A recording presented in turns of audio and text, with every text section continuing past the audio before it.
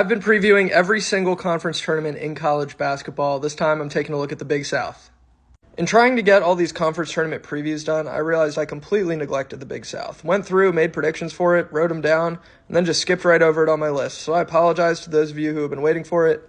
Here it is. In my defense, it's kind of a lot of work to do a video for every single conference tournament. So if you've been enjoying these, or if you're really excited for March Madness, I'd appreciate any likes or follows you could throw my way.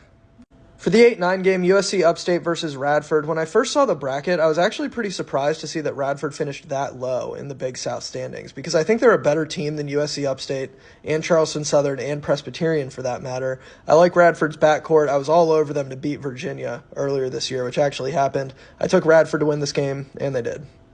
Number 1 High Point versus number 9 Radford in the quarterfinals. Like I said, I think Radford's a little bit better than the 9 seed would indicate. I could definitely see them being feisty in this game, but at the end of the day, I expect High Point's offense to overwhelm them, and that's pretty much what happened in their previous 2 meetings this season. I'm taking High Point.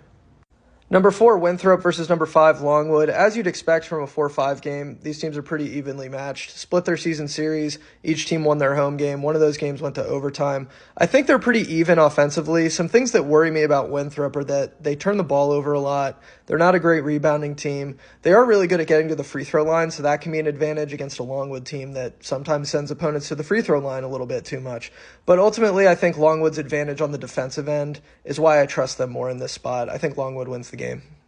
Number 2, UNC Asheville versus number 7, Charleston Southern. I would probably say Charleston Southern is the worst team in the Big South. UNC Asheville is really experienced, a lot of juniors and seniors on the squad, guys who were in the NCAA tournament last year, and they're once again led by Drew Pember. I think UNC Asheville rolls to a win.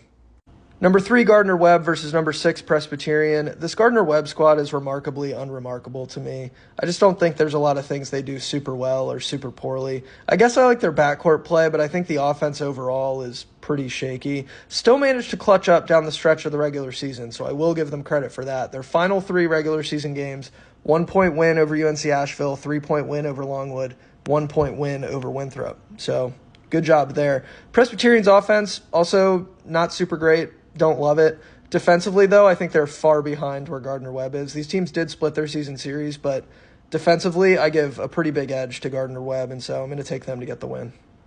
Semifinals, number 1 High Point versus number 5 Longwood. I do think this Longwood team has sleeper potential. Like I said, maybe the best defense in the conference, and they did just beat High Point recently, but this High Point offense is fantastic. 3 guys averaging over 15 points a game. To me, they're like the Big South equivalent of Indiana State. I really like this High Point team. I'm taking them to move on. Number 2, UNC Asheville versus number 3, Gardner-Webb. Gardner-Webb swept the season series, but these teams have been really even down the stretch. At this point, they'll have each won 12 of their last 15 games. And remember when I said Gardner-Webb was remarkably unremarkable? That's generally true outside of the fact that they're a good offensive rebounding team, so I think they have a clear advantage on the glass here. UNC Asheville's nothing special from a rebounding perspective. Gardner-Webb's also really good at getting to the free throw line, and they're a good three-point shooting team.